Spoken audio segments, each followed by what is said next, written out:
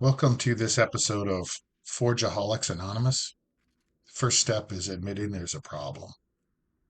So in this video, we're going to make a ring push dagger, or push dagger. I'm not really sure how to classify this, to be honest. But I'm going to make it out of a wrench. This is a 15/16 wrench. And these wrenches are commonly made out of a vanadium steel. And vanadium steel is it's excellent for a blade. It has very good edge retention. Um, During heat treatment, there's vanadium carbides that form, actually give you a very good hardness, a good depth of hardening, a lot of beneficial qualities. But now this is a piece of Damascus from a tomahawk video, previous video. Now I'm going to cut these little tiles. I call them tiles. I'm going to cut off these little sections of Damascus, and they're going to get sandwiched on that wrench core. I believe this is called sanmai. I believe sanmai is the type of blade where you have a monocore and you sandwich it. Now these Damascus tiles are going to get fused full circumference with TIG welding process. Now this is called fusion welding. Fancy word is autogenous. Autogenous welding is where you just use the TIG torch to fuse the two welds, the two materials together along their seam. So the real purpose of this is you can't add filler. Filler rod will contaminate the billet. Most filler rod is not heat treatable and would cause some visual problems once you etched it when you're whatever you're looking for. But so this is fusion welded all the way around. No oxygen can get into this. So this is going to give us a very clean weld and with no contamination of any other metal other than what we want to heat treat. So Damascus tiles are sandwiched on either side of the wrench core.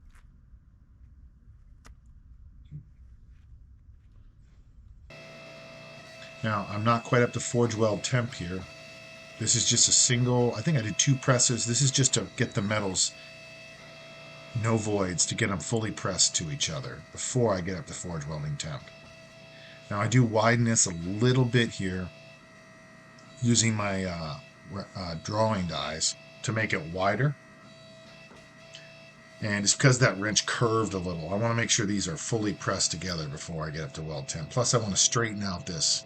So the wrenches are curved, right? They're bent at like a 10-degree angle, I think, or something. They're offset. So this is just to get it straight.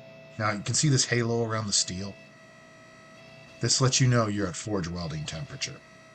So it can actually you can forge weld lower than that, I've found, but that steam coming off the blade, it looks like steam, or that effervescence, or I don't even know what to call it. That visual effect around the steel, almost like a halo around it, lets you know you're at a good forge welding temperature. And so I got this, it's fused.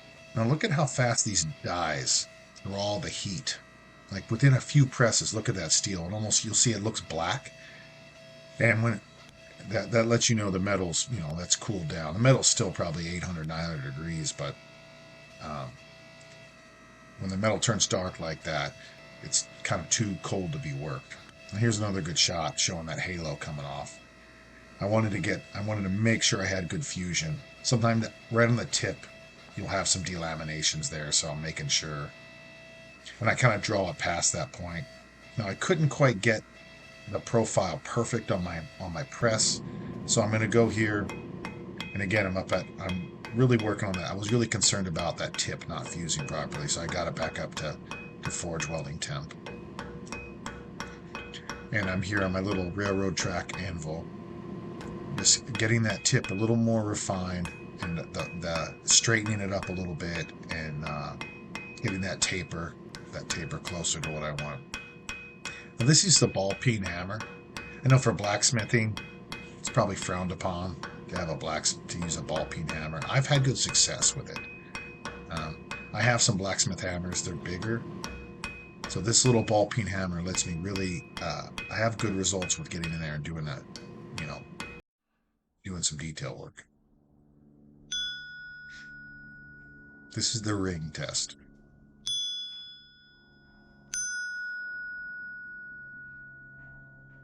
It's one of my favorites.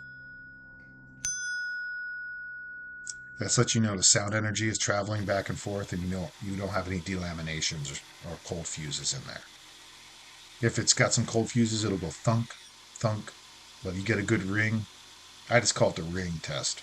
But that ring is the frequency of the sound energy traveling back and forth through the steel. So here I am on my belt sander. I'm going to get this edge flattened out, kind of work on this taper, refine the sides. It's looking pretty good. Now, I hand file I cut the end off of a wrench, and I profile this. This is going to get welded. So this push dagger has two kind of wrench ends to hold. It's a very, very sturdy grip. Now here I am. Now I could have used filler rod for this, but I didn't. I fusion welded it all around this. And I was concerned about once I parkerize this or I acid etch it, I'm looking for a certain color combination, and I didn't want a bunch of filler rod to contaminate that. So I fusion welded all the way around, and then I ground it back, the sides. I ground the sides flush.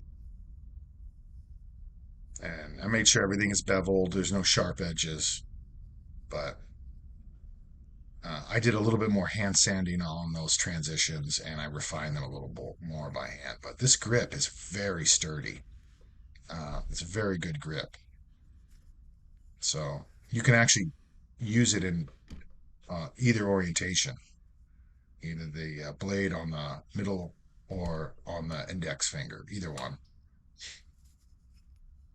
And this thing came out very sharp. I got a heat treatment coming up here, but no, I got it to, I think, 1600, 1650. I have a little laser thermometer, but I made sure it was non-magnetic, and then I held it at non-magnetic for another 5 minutes. I wanted to make sure it was fully heated through. Now I'm going to make a little sheath, a little Kydex. This is called Kydex, or a thermoplastic. There's lots of different names for it. Kydex is just the trademark, like Sawzall, right? It's just a trademark name, but you can buy the stuff on Amazon. It's very inexpensive.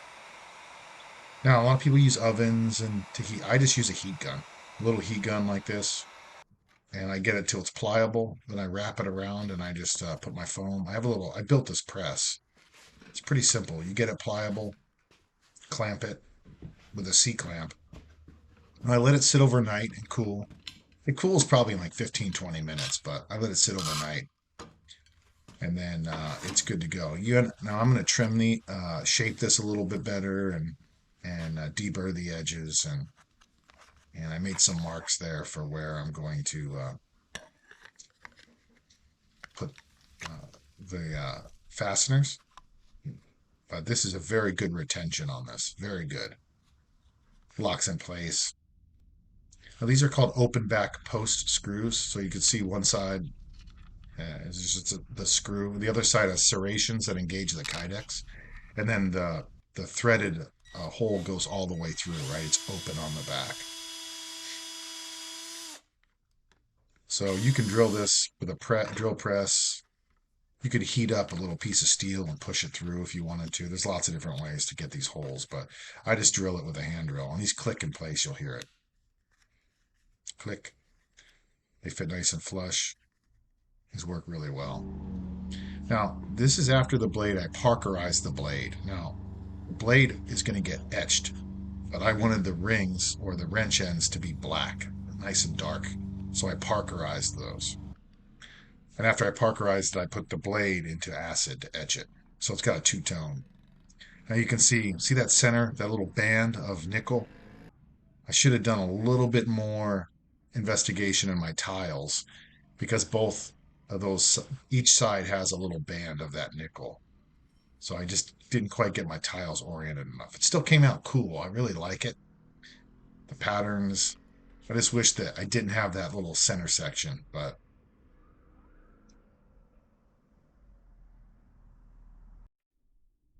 now here's the little Kydex sheet. Now I put a little leather belt loop on the back of this, and this locks in. It's very secure, and you can open it one-handed.